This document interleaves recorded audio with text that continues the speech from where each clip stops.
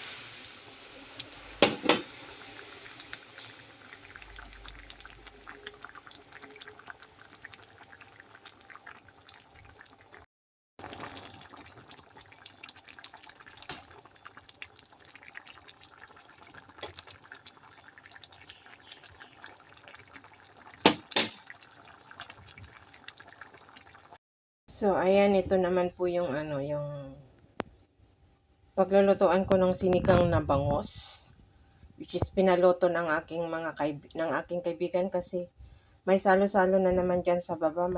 Hindi ko alam kung 4 yung darating na kaibigan niya. So, kahit hindi maganda yung pakiramdam ko ngayon, guys, ay linuto ko kasi nauuan ko na. And yung munggo tapos nang naluto.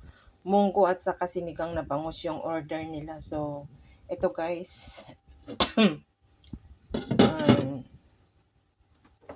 Pakita ko lang yung although naman basics lang naman ito na para lang meron akong may dagdag sa binidyohan ko na pang-upload, guys.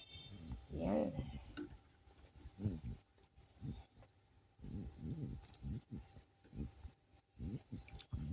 Sibuyas, kamatis, saka luya yung pinakuluan ko. Tapos linagyan ko na ng asin at saka nor cubes.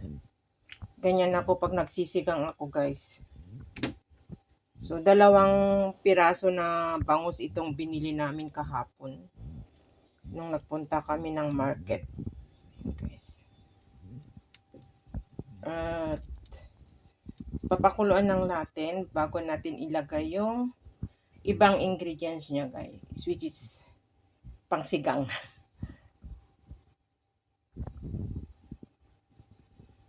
Ngayon nilagay naman natin ang radish, guys. Ayan yung in-slice ko na radish. Kasi kung yung yung sinigang talaga. Pero pag ako ang nagluluto ng ulam ko, hindi ko linalagyan ng radish. Hindi po ako fan ng radish. Kasi ayaw ko yung amoy. Pero sa kanila naman, and hindi ko alam kung makikitsuhin ako nakakain kasi nga masamang pakiramdam ko. Basta may deliver ko lang itong nila, order nila. Akyat na rin ako. Ayan, guys. Tama na siguro yan. Or lagay ko na lahat yung isang Hindi ko alam kung ilan sila. Hindi ko alam kung 4 sila o 5 sila nakakain. Hala na. Ito na lang lahat. Makakain. Yan yung sinigang na yung Tagalog na sinigang. At saka meron po akong talong na ginayat din. Lagay na rin natin. Guys.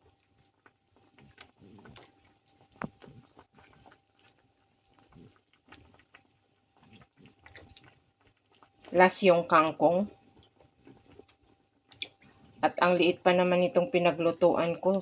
Sana magkasya. And meron pa akong natitirang 3 chili. Pailagay na lang natin dyan.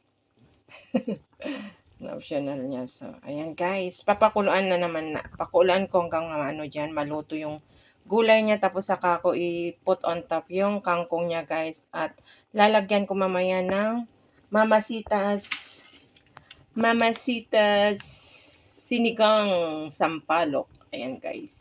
Buti na lang meron pa ako natitira dito, kung hindi, lemon ang ilalagay ko.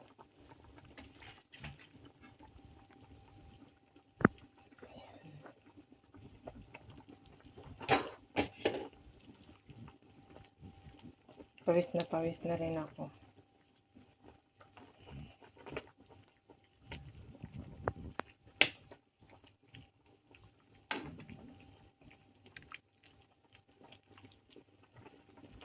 Lutuin ko lang ng konti yon, tapos lalagyan ko ng mamasitas. Guys, so, tatakpan ko muna para madaling maluto.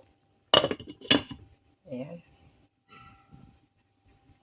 Ayan guys, malapit nang nag-half cook na yung gulay. Lalagyan na natin ng mamasitas.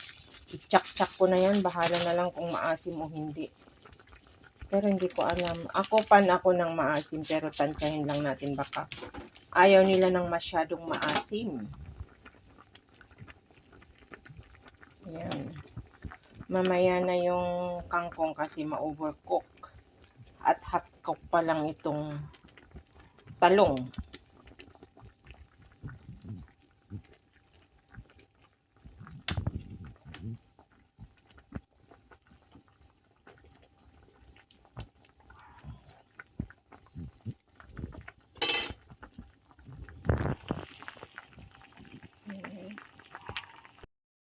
So, ayan guys. Ano yun na, kumukulo na. Linagay ko na yung kangkong niya kasi hinahawakan ko lang ang cellphone kanina. So, at napuno na ko.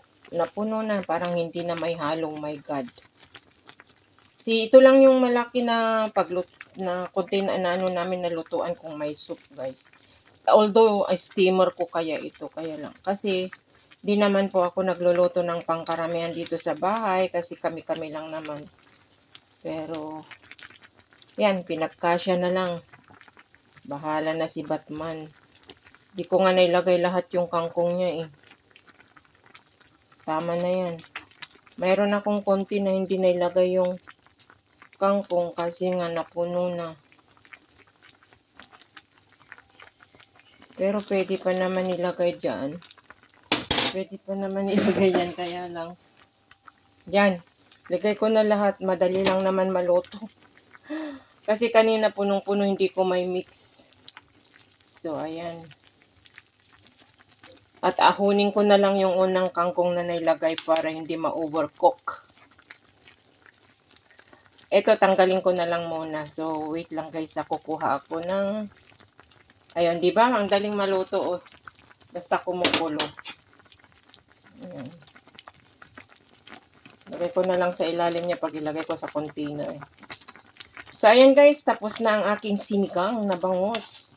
At hindi ko baka madurog yung bangus dun sa ilalim. Unti-untiin kong ilagay sa Tupperware. So, thank you again guys sa yung mga walang sawang panonood sa aking small channel, sa aking mga linuluto na very simple guys. So, ayan guys, ahunin na natin. Andyan na yung lalagyan. Andyan yung kangkong na inano ko. Pero, ko baka madurog. Ayan. Yung ulo. Dahan-dahanin lang natin guys na ahunin. Ilagay doon na which is 6 na hiwa. Yan. Linuto ko lahat. At para may deliver na natin. Kasi gusto ko ng maligo. Init na ako. Ayan. Ayan.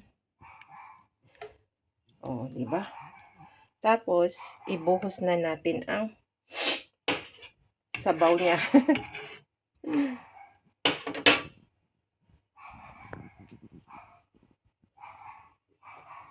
Buhos na natin ang sabaw. Yan, ang sabaw ng sinigang. Di ba? Tapos, ang mga nagluluto, ang daming huhugasan. Yan. Kaya kung magpaluto pa sila sa sa Sunday, ayoko na kasi pagod na ako at saka Gusto kong magpahinga guys kasi malapit nang darating ang amo ko. Ayaw ko na talaga, bahala na sila. So ilagay ko dito sa ano niya, on top niya yung kangkong.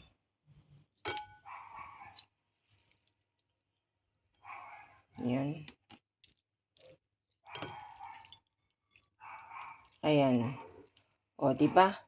Pero ngayon problema ko kung paano ko dadalhin, puros may sabaw. Puros may sabaw ang ano pinaluto nila ngayon. Parang ang init-init na nga ng panahon, puros sabaw pang pinaluto nila. Biro mo naman yan. Dadalhin ko sa may swimming pool, guys. So, thank you again sa inyong mga panonood, guys. Bye. Love you all.